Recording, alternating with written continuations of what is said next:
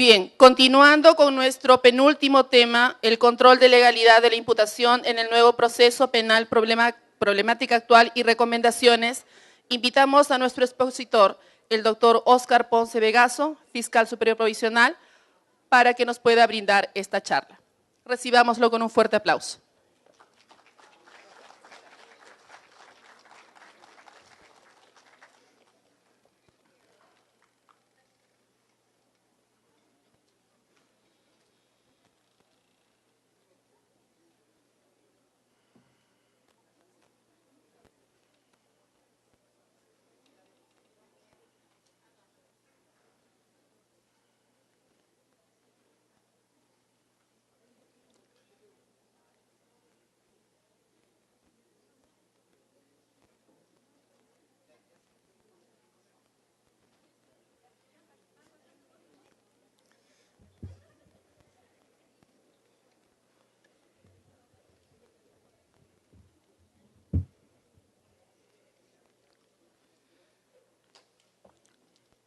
Buenas noches con todos. Gracias por la invitación al doctor José de la Barra Barrera. Y después de haber escuchado versiones tan autorizadas sobre el nuevo código, su interpretación y los diversos tópicos que han tratado, vamos a tratar de ser bastante concretos en este tema, que no deja de ser tan importante como los demás. Y por eso es de que justamente se le ha incluido dentro de este evento. El señor Felipe Cantuaria Salaverry despertó un día teniendo un grave problema con terceros y recurrió al Poder Judicial. Sin embargo, en una serie de procesos, lo único que recibió fue resoluciones que no tenían la suficiente motivación, que no supieron darle, según su criterio, la justicia que él pedía, y por último, tuvo que ir a los fueros cada vez mayores, mediante los recursos impugnatorios. Finalmente trasladó su tema al Tribunal Constitucional. ¿Y qué estableció el Tribunal Constitucional? Estableció que en principio, algo que todos sabemos, que el juez tenía la obligación de motivar, para de esta manera demostrarle cuál había sido el procedimiento lógico para finalmente arribar a las conclusiones que arribó, cuyos resultados le eran desastrosos. Y que no existiendo esa motivación, entonces la resolución había afectado el debido proceso, le había creado indefensión y consecuentemente declaraba la nulidad de la resolución. Pero más allá de eso, se pronunció también sobre el deber del fiscal para que en la imputación en sus diversas etapas tuviera que guardar necesariamente preeminencias formales y que además también tenía que observar la Constitución, las leyes, no perder la objetividad y excluir toda forma de prueba ilícita o prueba prohibida. Entonces, resulta de que este tema o esta sentencia del Tribunal Constitucional abrió las puertas para que todos los abogados litigantes o todas las personas que se consideren agraviadas con un maltrato en el momento de formular la imputación en sus diversas etapas, puedan acceder a la posibilidad de presentar su caso solicitando una tutela judicial, interponiendo una excepción o por último recurriendo a un proceso extrapenal. El mismo caso se presenta con el señor René Carrasco, cuando después de 10 años de proceso, en un proceso que se inició con el anterior código y que fue adecuado en su momento, llega para calificación fiscal y un fiscal es de la idea que 10 años después de haber recorrido todos los lugares del Perú con las fiscalías y los juzgados supranacionales que existían en ese entonces, que había una situación agravada. Es decir, que no se trataba de un delito simple, sino de un delito agravado, más otros delitos más. Y entonces reformula todos los criterios iniciales y amplía y formaliza por estos nuevos delitos, 10 años después de iniciar el proceso. O el caso de las personas a las cuales se ingresa indebidamente su domicilio, se obtiene prueba ilícita o prueba prohibida y que después, mediante esta prueba, se le sigue un procedimiento, la cual, siendo esta prueba base para todas las medidas limitativas de derechos personales o reales. El tema es que en estos casos, los litigantes, los sujetos procesales, más exactamente en todo caso, la defensa en muchos casos, se siente realmente afectada y se siente desvalida. Y el tema es, la pregunta es, ¿cómo hacer para corregir estos errores? Entonces, en esta oportunidad, debemos recordar que la Constitución en su artículo 139 fijó como derechos y principios procesales garantías genéricas al debido proceso, al derecho a la tutela jurisdiccional, al derecho a la presunción de inocencia y al derecho de defensa. Mientras que el artículo 71 del nuevo Código Procesal Penal señaló como derechos protegidos a través de una audiencia tutelar el conocimiento de los cargos, la obligación que tiene el inculpado de tener conocimiento de los cargos, de las causas de su detención, que se le entregue la orden de detención, que se avise, que se tenga en conocimiento a qué persona debe avisarse de su detención, la posibilidad de realizar una llamada, la defensa permanente de un abogado, la entrevista personal y privada con su abogado, la abstención de declarar si así lo desea, la presencia del abogado en todas las diligencias, no ser objeto de medios coactivos, entiéndase, que pretendan coaccionar sus libertades más fundamentales. Y por último, no sufrir restricciones y ser examinado por un médico legista en cualquier momento. El artículo 71 del nuevo Código establece estos como únicos derechos protegidos a través de la audiencia tutelar, mientras que los otros están señalados en la Constitución.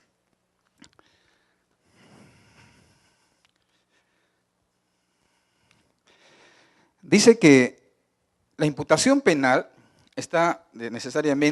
tiene como fundamento necesario el principio acusatorio, el que ha establecido claramente las atribuciones del fiscal y del juez, como lo dijo el doctor Burgos. Por un lado, el juez debe juzgar, mientras que el fiscal debe realizar la imputación.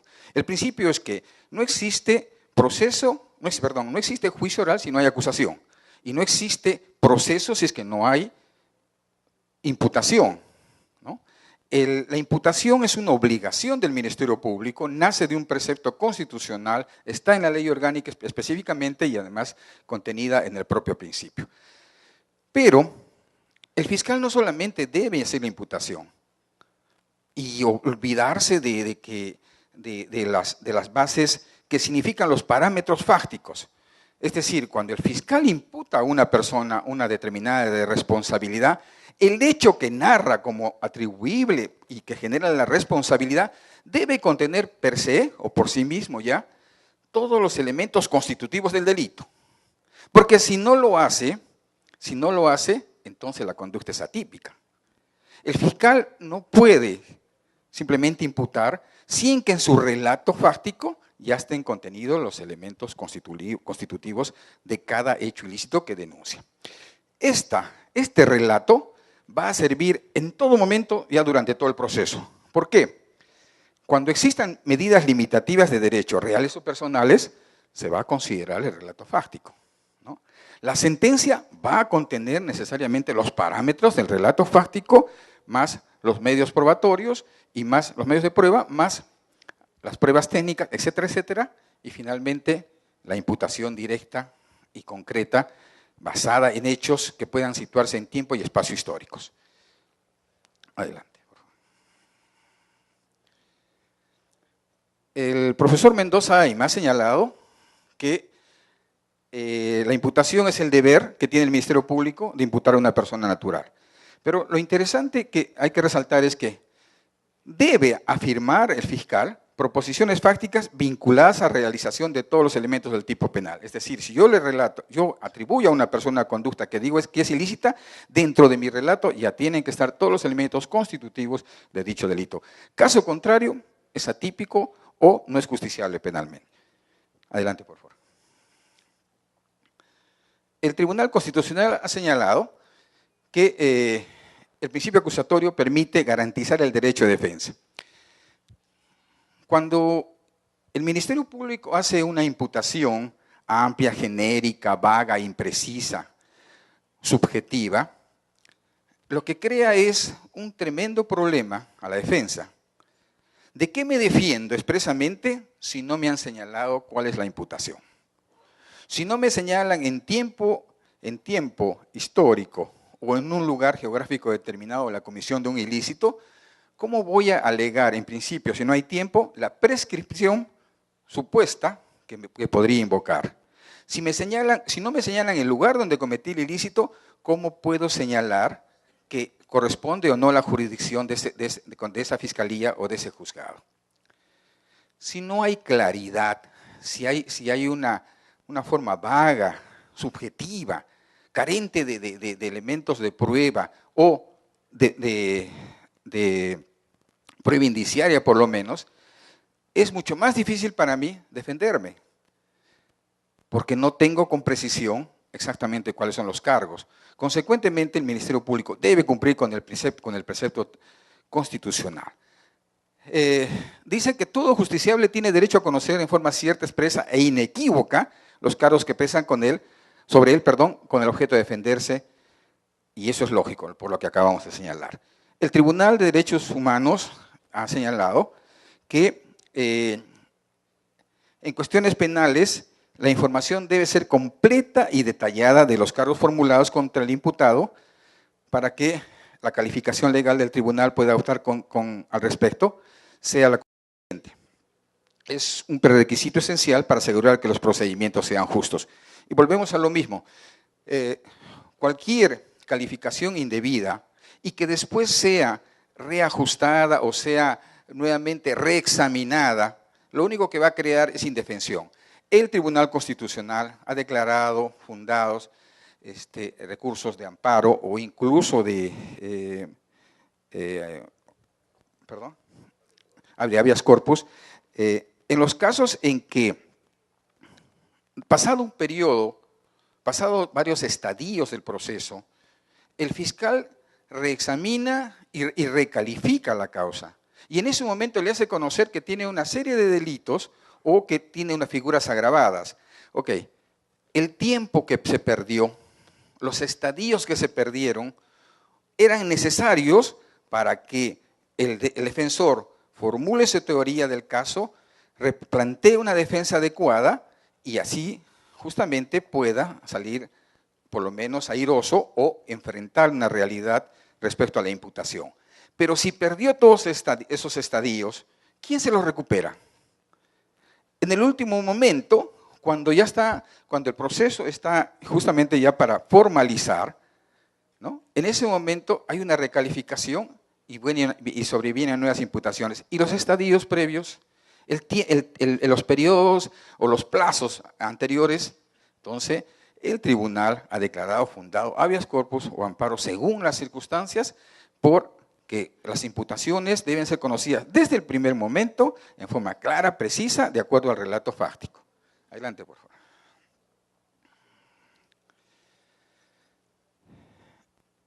La Corte Interamericana de Derechos Humanos también ha dicho lo mismo en el caso Fermín Ramírez versus Guatemala, en el que dice que la conducta atribuida al imputado contiene los datos fácticos, ¿no?, en la acusación y son indispensables para la defensa del imputado. Dice, de ahí que el imputado tenga derecho a conocer a través de una descripción clara, detallada y precisa.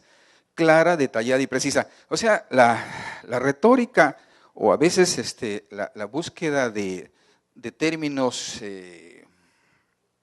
cada vez más innovativos de repente, o alguna creación incluso literaria de alguien, podría llevar a que no sea justamente clara, detallada y precisa. Consecuentemente, mientras más se observe, lo contrario, o sea, no sea clara, sea totalmente oscura, no sea detallada, es decir, no haya una secuencia de liter criminis, y no sea precisa, no me señale con seguridad y con exactitud tiempo y espacio histórico. Consecuentemente, ¿de qué me defiendo?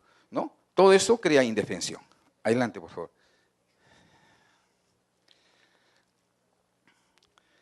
Las proposiciones fácticas de la imputación no son libres y discrecionales. O sea, yo no puedo imputarle a una persona una circunstancia de un robo agravado si antes en mi relato no lo circunscribo, en principio, a que los hechos estén totalmente detallados en forma precisa, concreta, que siga el iter criminis para poder tener una claridad, que señale justamente tiempo y espacio histórico, y además que en mi relato estén contenidos todos los elementos constitutivos del delito. Si no están los elementos constitutivos, si falta un elemento constitutivo, el hecho es atípico. Eso es lógico, ¿no? Los elementos de convicción son el sustento de las proposiciones fácticas. O sea, no solamente tengo que relatar, sino que a cada relato, a cada parte de mi relato, tengo que hacer una contraposición con un elemento de prueba. O sea, acredito que el señor viajó con el recibo de viaje. Acredito que el señor mató, porque ahí está el cadáver, con el examen que hicieron los médicos legistas, con las pruebas técnicas que se hicieron, con la presencia del arma, con el ADN, etcétera, etcétera. Mi relato no solamente es una cuestión fáctica nada más. Mi relato va unido a un medio que va a crear convicción. Esa es la obligación que tiene el fiscal de hacer en la imputación. Existe un nexo indisoluble entre las proposiciones fácticas y los elementos de convicción, evidentemente. Solamente puedo hacer un relato fáctico, ¿no? Y además tengo que señalar necesariamente un elemento de convicción. ¿Están en algún momento desunidas? No, en todo momento están íntimamente unidos. Si no tengo este relato, definitivamente puedo realizar una tutela judicial o una tutela de derechos. Adelante, por favor.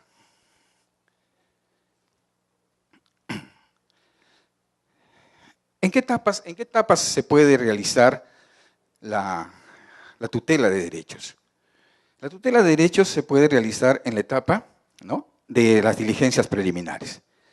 Porque las diligencias preliminares solamente tienen como un objetivo definir los contornos de la imputación concreta. Los tratadistas han señalado que en esta fase de las diligencias preliminares, la teoría del caso todavía no es sólida y los supuestos jurídicos de responsabilidad que se atribuyen todavía no son totalmente sostenibles porque estamos justamente en un momento primero de la imputación. Sin embargo, decía, cuando el fiscal pierde objetividad, cuando el fiscal hace caso omiso a los pedidos de actuación de algunas pruebas o exclusión de otras, cuando no provee ni dicta las diligencias señaladas, ¿a quién voy a acudir? Tengo que acudir al juez para que justamente en vía de tutela le diga al fiscal, le ordene que tiene que realizar esas diligencias. Porque el fiscal la actuación del fiscal obedece a principios que son las de objetividad y el respeto a la ley. Durante la formalización, si antes en las diligencias preliminares teníamos una teoría todavía no consistente, significa que en la formalización ya hemos terminado las etapas y cada vez tenemos mayores elementos de criterio y de juicio y consecuentemente ya la imputación es más concreta.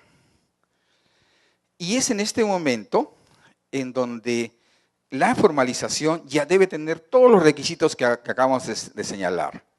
Si los medios de prueba tienen que ser pertinentes, conducentes y eficaces, entonces la formalización ya debe contener toda la actuación de esos medios de prueba unidos al relato fáctico y que finalmente van a ser los que van a servir para que el juez considere que tiene ya proceso, y este proceso tiene las bases suficientes como para poder soportar en su momento un juicio oral.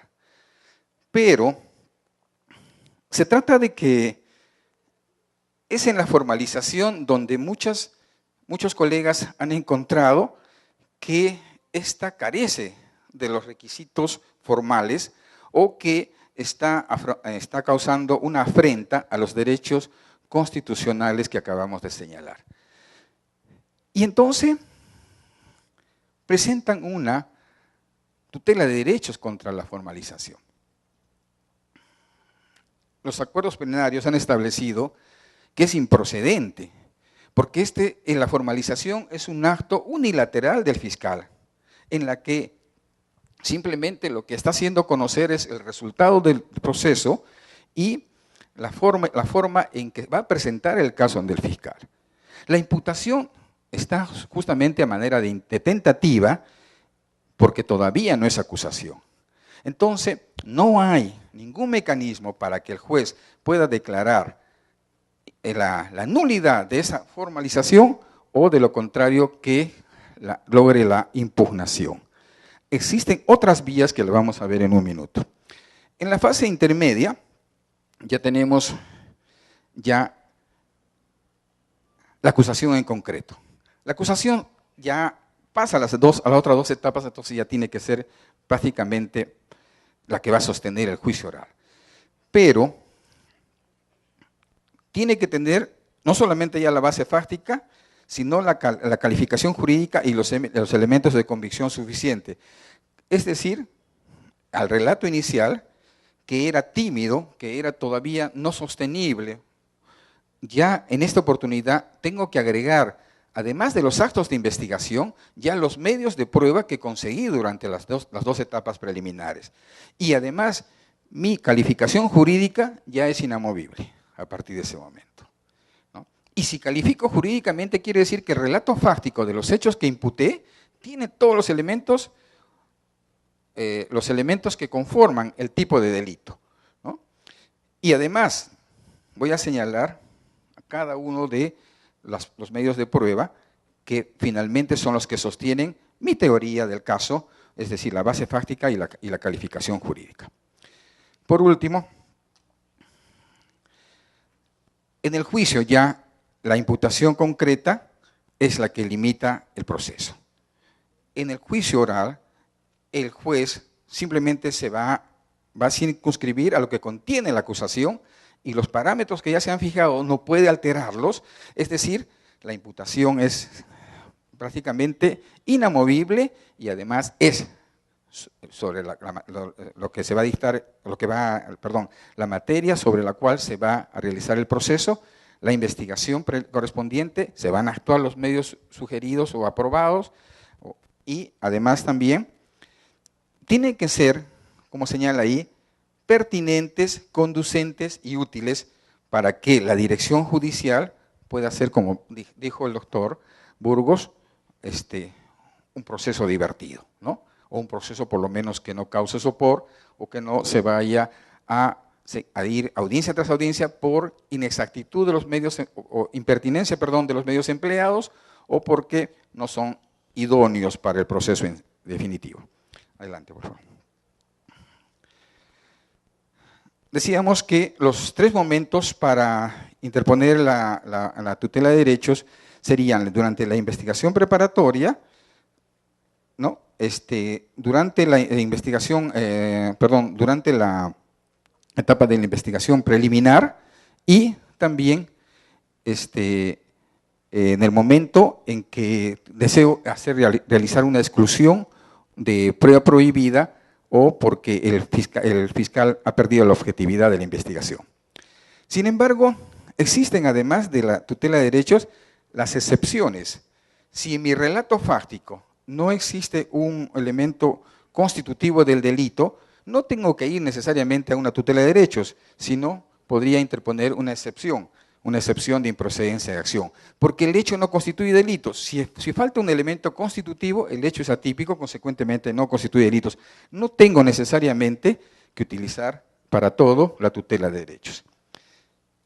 En el control de acusación también decíamos que necesariamente tiene que observar el juez que no existe, en ningún caso un conculcamiento de derechos constitucionales, sean fundamentales o de los que acabamos de hablar, que están señalados como garantías, el artículo 71 del nuevo Código Procesal Penal y la Constitución, artículo 373, si no me equivoco.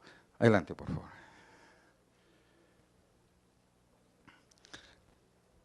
Para establecer en qué momento y en qué casos va a proceder la tutela de derechos, se realizaron dos acuerdos plenarios. El 004-2010 descartó la posibilidad de que la formalización de la investigación sea controlada a través de una tutela de derechos, porque señaló de que solamente la tutela de derechos está habilitada para proteger los derechos que acabamos de hablar del artículo 71, que están referidos exactamente a la defensa, es decir, al derecho de ser asistido por un abogado, al derecho de ser examinado, al derecho de que el abogado esté presente en todas las audiencias y en todos los actos de investigación, etcétera, etcétera. Solamente para esos casos. Descartó entonces que la formalización pueda ser objeto de tutela de derecho. Preferible entonces no perder el tiempo nunca yendo en contra de la formalización vía audiencia de tutela. El segundo acuerdo plenario dijo, el 02-2012, dijo que no era necesario la tutela de derechos, porque el artículo 71, que disponía conocer los cargos formulados en su contra, como en el apartado A, se solicitaban al fiscal. Cualquiera de las formas señaladas, previstas y como garantías, y que hayan sido vulneradas por el fiscal, no necesariamente eran objeto de una tutela, sino que al propio fiscal le puedo pedir también que lo subsane. Y solamente cuando el fiscal hace caso omiso de ellos, iré a la tutela, ¿no?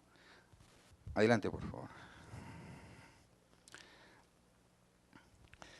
Como les digo, se había declarado fundamentalmente que las excepciones podían ser también otra vía para solucionar el momento en que el fiscal pierde el objetivo o en el momento en que no aplica la ley o la norma sustantiva, ¿no?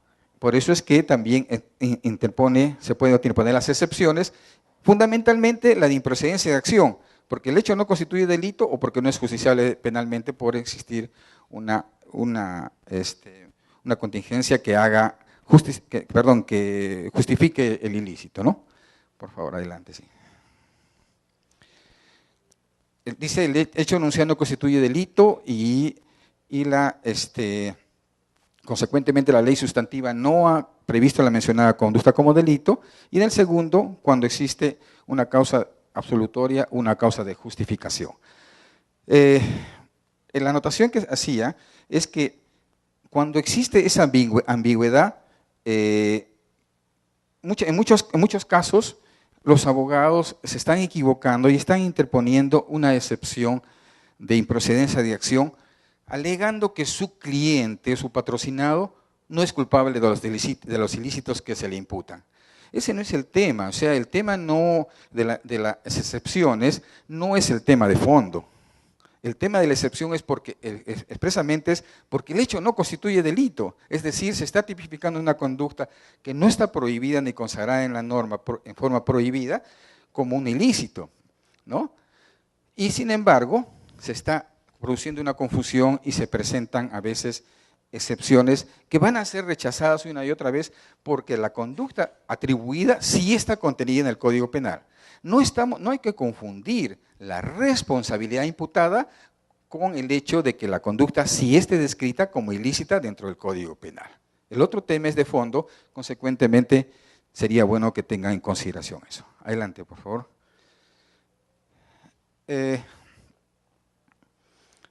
Dice que la acusación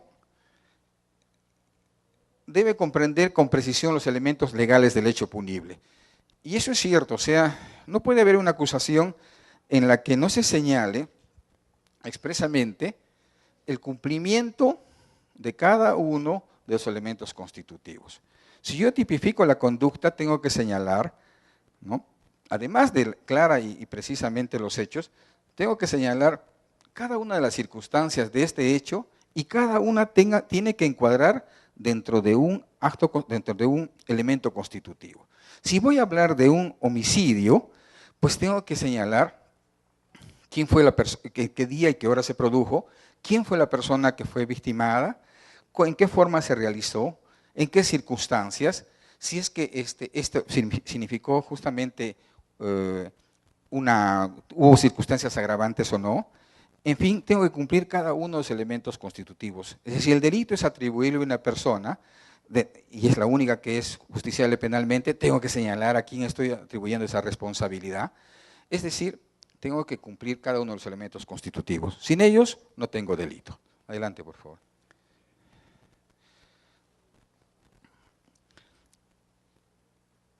La definición de los hechos que han sido materia de investigación son materia importante en este caso, porque no solamente van a servir desde el principio para parametrar la investigación y consecuentemente guiar a la defensa, guiar también la conducta del juez que va a encauzar el proceso dentro de esos parámetros, sino que también va a servir para que todo el séquito del proceso no se alteren los parámetros iniciales, porque si lo hicieran por imprecisión o por pérdida de objetividad, me van a crear indefensión. Y si me van a crear indefensión, consecuentemente mi patrocinado podría ser inocente, sin embargo, por no poder darle una asesoría correcta o por no poder ejercitar todos los actos inherentes al debido proceso referidos a la defensa, es que me voy a ver afectado realmente. Entonces, lo que tengo que hacer en todo momento es que la imputación tenga desde el inicio todos los elementos que acabamos de señalar y caso contrario, tengo que interponer mi tutela de derechos o, en su defecto, puedo imponer las excepciones o, en último de los casos, podría interponer acciones extraprocesales, tal vez en la vía constitucional. Pero lo que interesa finalmente, señores, es que en todo momento la imputación del Ministerio Público esté circunscrita a las pautas generales que establece la Constitución respecto a la observancia del debido proceso y a la tutela jurisdiccional. Si ambas decisiones,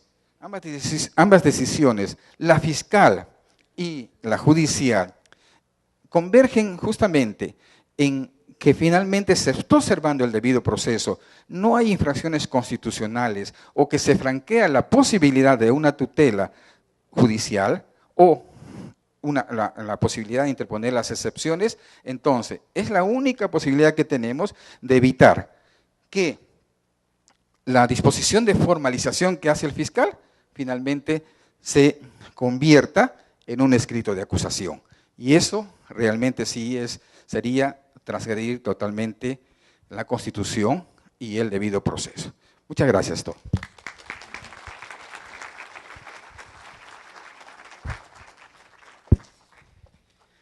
Muchísimas gracias al doctor Óscar Ponce Vegaso. Invitamos a continuación al doctor Juan Carlos Quillao Sánchez, juez superior supernumerario de la Corte Superior de Tacna, como panelista para una intervención de 3 minutos.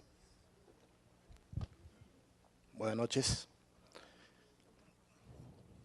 Doctor Ponce, su exposición ha sido brillante respecto a los temas de la imputación, las fases del proceso penal. La pregunta es la siguiente.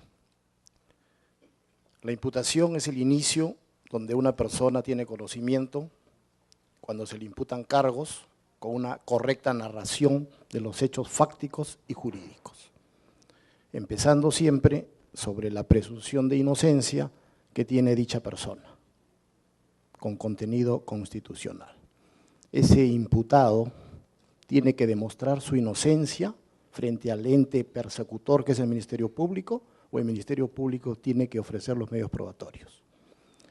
Esto conllevado a que a veces, en algunas oportunidades, existe una calificación jurídica deficiente sobre los hechos fácticos materia de la imputación, lo que conllevaría a que posteriormente se formule una acusación y esa persona tenga que acudir a los medios de defensa técnicos, como son los mecanismos de defensa, improcedencia de acción y otros medios de defensa técnicos.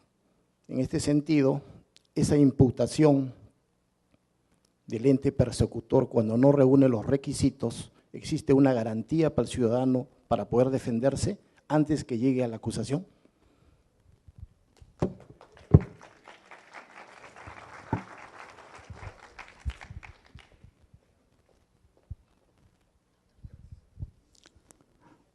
Muchas gracias, doctor.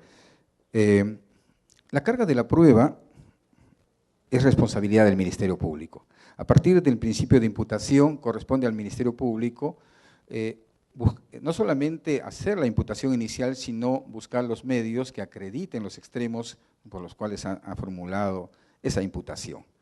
Pero durante esa imputación no puede perder, durante el proceso, perdón, no puede perder la objetividad.